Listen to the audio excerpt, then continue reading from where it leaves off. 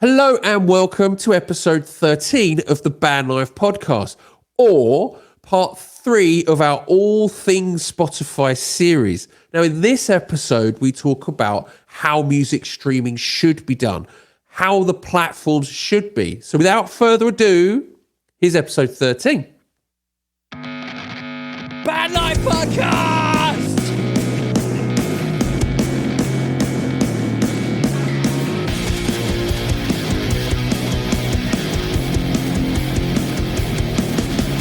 You are listening to the Band Life podcast, your number one guide on how to run a profitable band.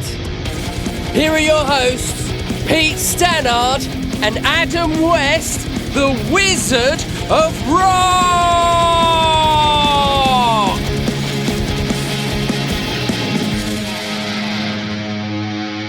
Do you want to hear what Pete's streaming platform would look like? Or as I call it, Peteify. If you're enjoying this podcast and you're a generous soul, which I'm sure you are, why not buy Adam and myself a cup of coffee? You could do that at buymeacoffee.com/the Band Life podcast.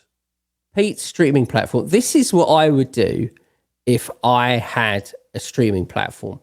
Okay? This is how I would run it. If I was Daniel Ek, PT Ek, I wouldn't have free. I think you probably get that from my last rant. I wouldn't have free accounts. It would be subscription only.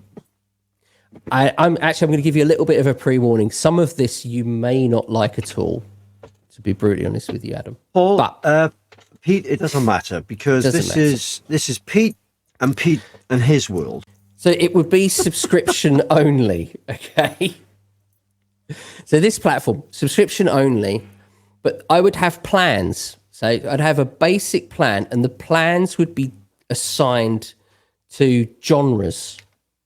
Oh. So you wouldn't have unlimited music.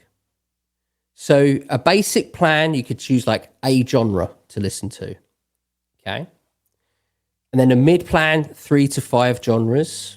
And then you'd have like an unlimited plan. It's like the upper echelons of the plan system. If you want. Now, snobby bastard. I know. But with the more basic plans, obviously you're going to have a limited number of streams. So you're paying for the streams, okay? But the listener sets the number of streams at the start, and then you can increase that as much as you want going forward, okay? So, for example, just in case that seems a bit complicated, but for example, and this isn't real world numbers or monies or anything like that, okay? So let's say a subscription is £10 a month and a stream is worth 10p. So then the listener will have 100 streams for that month. If you want 101, you've got to pay a little bit more. You've got to pay 10p more, whatever. So you're paying for volume of streams as such, and volume of streams within that genre or genres, depending on what plan you've got. Okay, because 100 streams, you're going to get through 100 streams pretty quickly as such. But yeah, that, like I say, they weren't real world numbers, but it's just for the sake of that example. But I would attach a store to the artist profile and make it really easy for fans to buy physical stuff, to buy merch, and even gig tickets. They could literally, and when I'm saying simple, all they have to do is click one button and then go, yes, I agree, and that's it. Right. You don't have a checkout, you don't have any of that crap, okay? Which you shouldn't need because you've got their card details and stuff from the sign up. Yeah. Okay. Otherwise, how are you getting their subscription each month? Okay. So very simple kind of thing. But I'd also have subscription button so that you can do your mailing lists and stuff like that. And I'd have a donation button as well of some sort. So you can, if you want to give your artists a bit more, a bit like the buy me a cup of coffee sort of thing. Yep. And kind of the overall look of the site would be more like a record shop than how Spotify do it, with just a list of artists and stuff like that. So you could, you go into categories, and you could even kind of flip through artists' artwork and stuff like that, just to bring the artist artwork more to the fore. I think that artwork gets really forgotten in Spotify.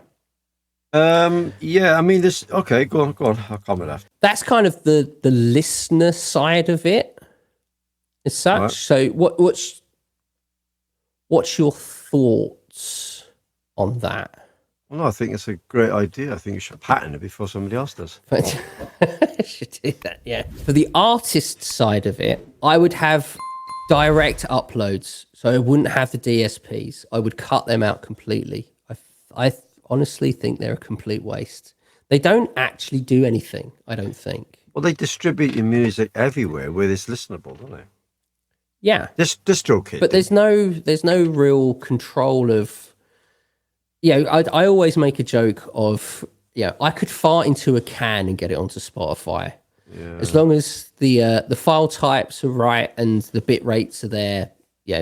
They go through this kind of 2 weeks of monitoring. That's purely just to see if there's a licensing problem or something like that. They don't care about the quality of stuff going out. I literally listened to some stuff the other day, and it was so bad. The production of it was just horrible. So it begs the question, and why do we have it?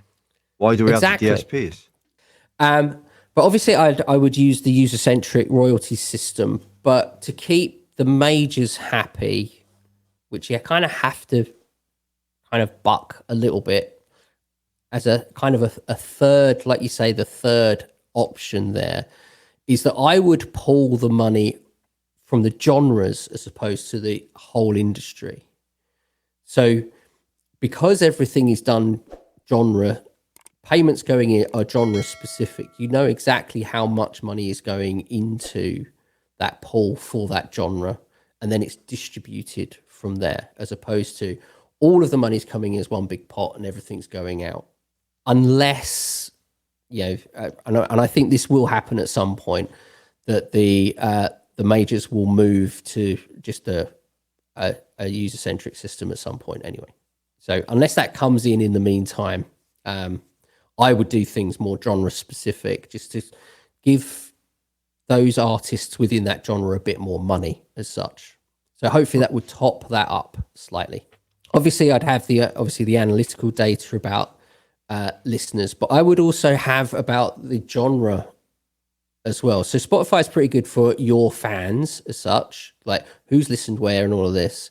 But they don't say, like, from a genre-wide perspective, this amount, these people have come from more from TikTok than Instagram, for example, so on and so forth. So I'd have a much broader perspective as well on that.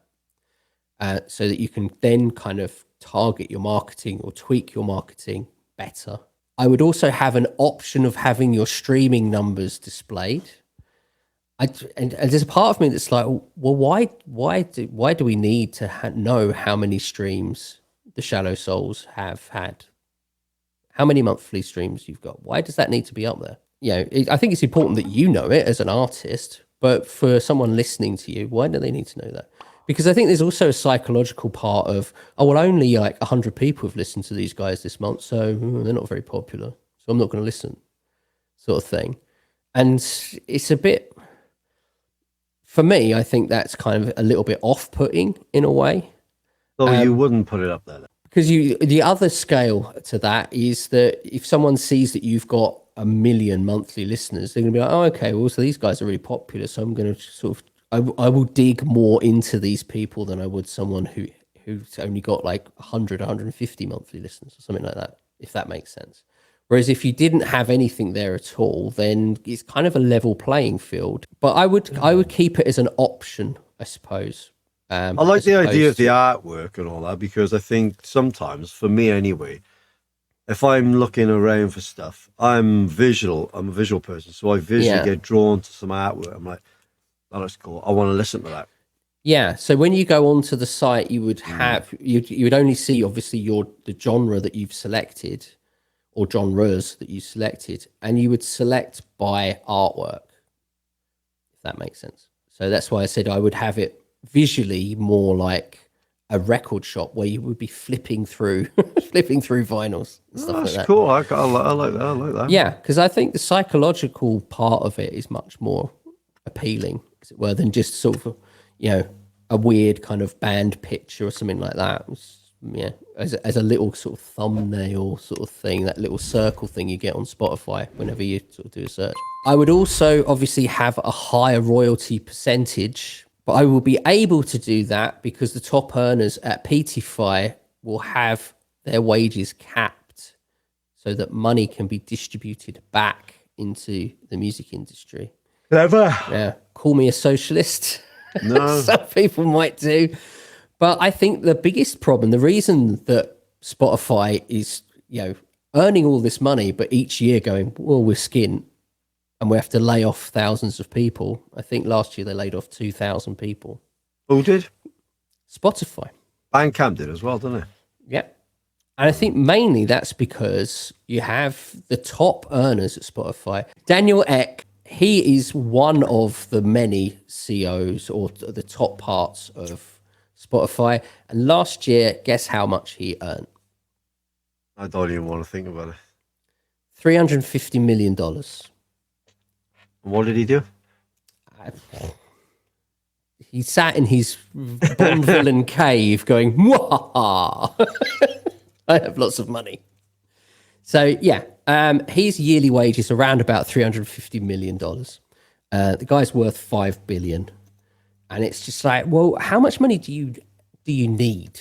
The other thing that I would do, and this is the thing that I think you're not going to be happy about, Mr. West. Oh, come on, man. Is I would still have streaming thresholds. And I know this is going to be really unpopular. My thresholds would be different from Spotify. I wouldn't have thresholds for royalties. I would have thresholds for streaming numbers. And this is purely to try and control the saturation in the market. So the thresholds are there to if you can physically stay on the site. Obviously, because I want to give the artists 100% of their royalties. I don't think you should have 1,000 streams and then start earning money. I think that just seems a bit silly. If you're not hitting certain numbers of streams, then you're going to have to go somewhere else. I'm sorry to be harsh. And I know it sounds harsh, and it's not like it would be an exodus that you're never welcome back. It would be a case of in 6 months, come back to us and we'll try again.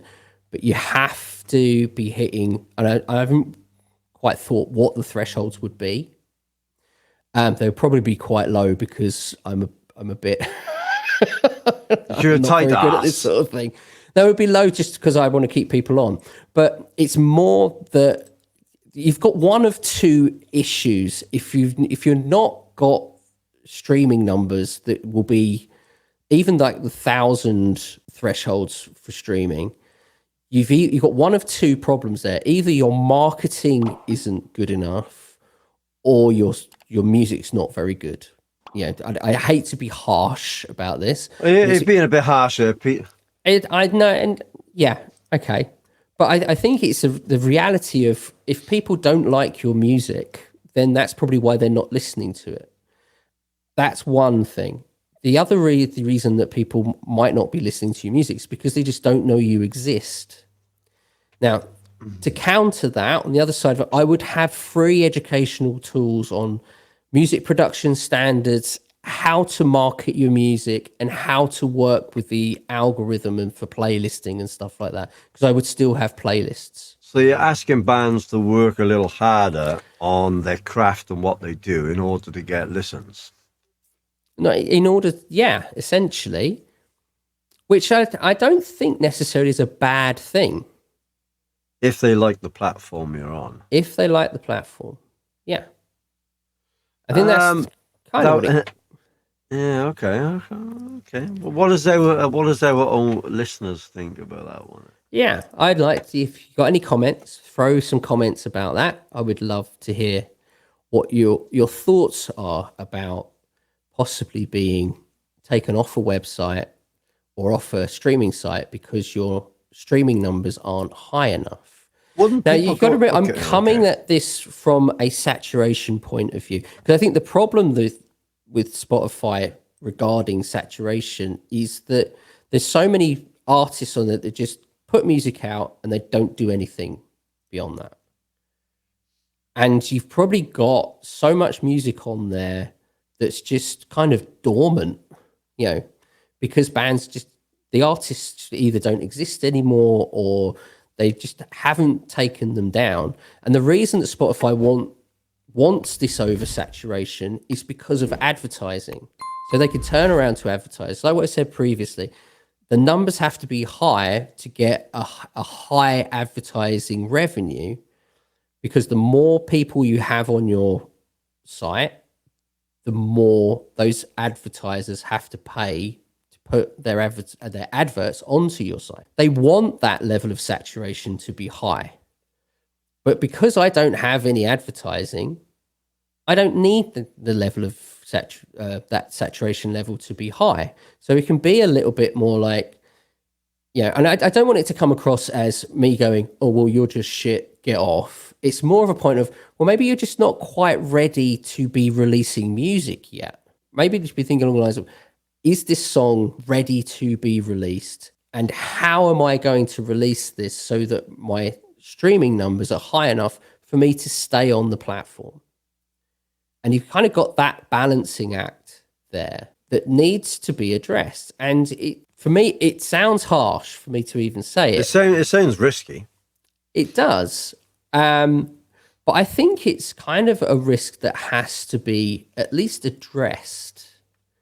Not necessarily taken, but addressed, of how do you control the level of saturation that the industry has? Because the DSPs, they're not regulating this stuff. Even though they have their kind of, periods of, oh, we're just checking the music. So, you're checking licenses.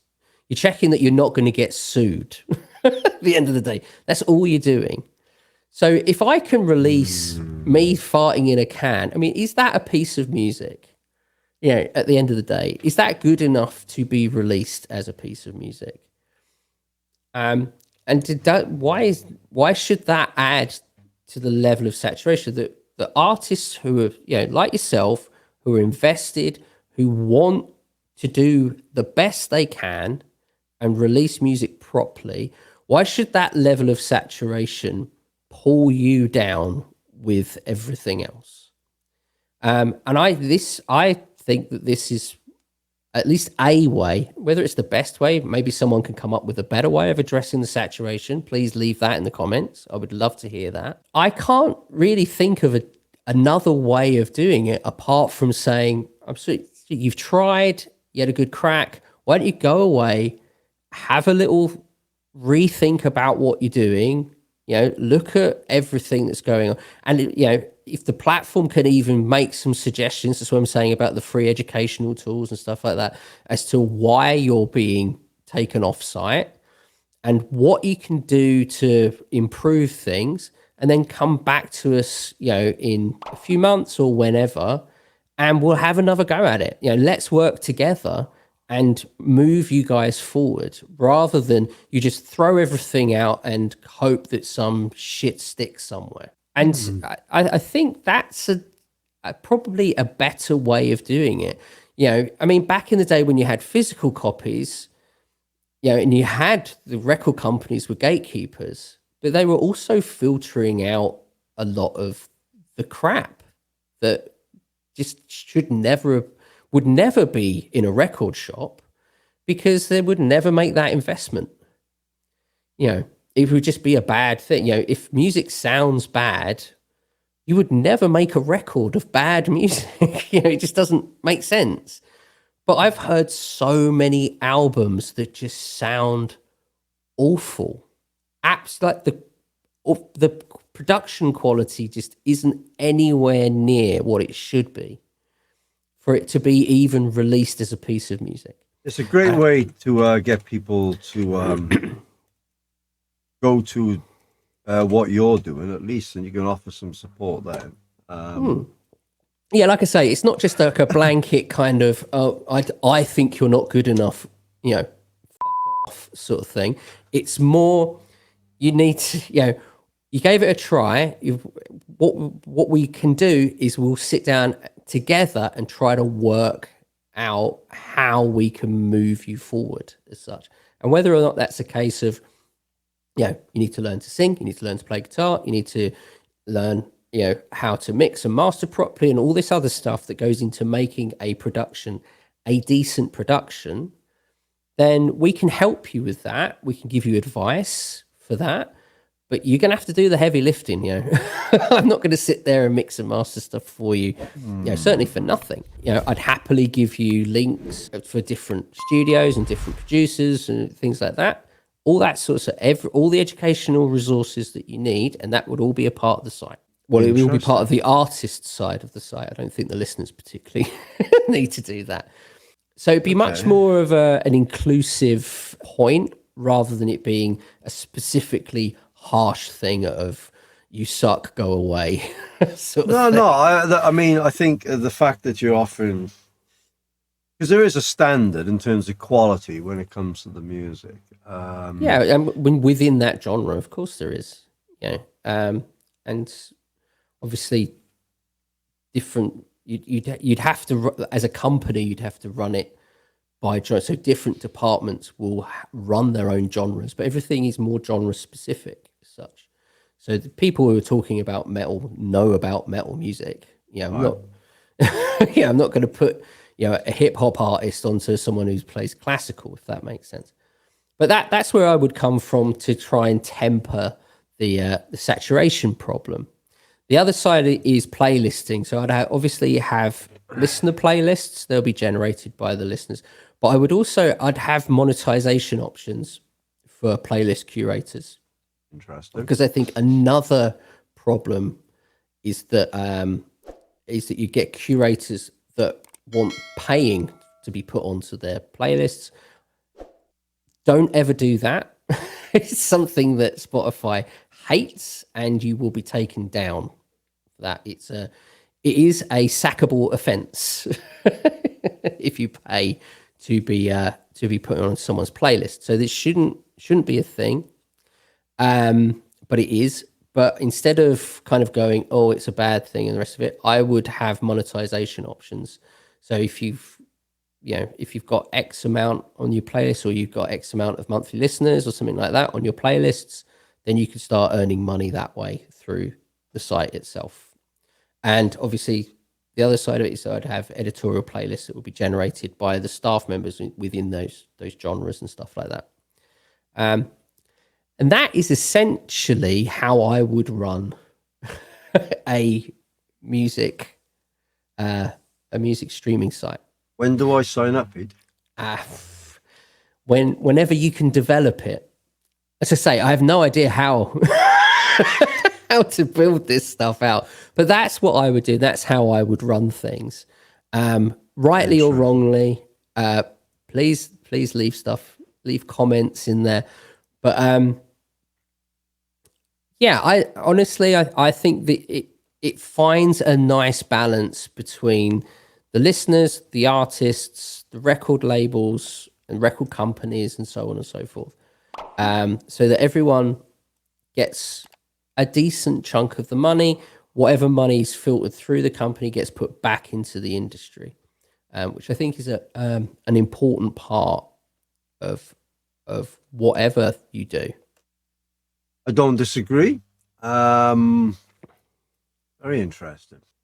If you're enjoying this podcast and you're feeling a bit generous, why not buy Adam and myself a cup of coffee? You can do that at buymeacoffee.com/The Band Life Podcast. Band Life Podcast!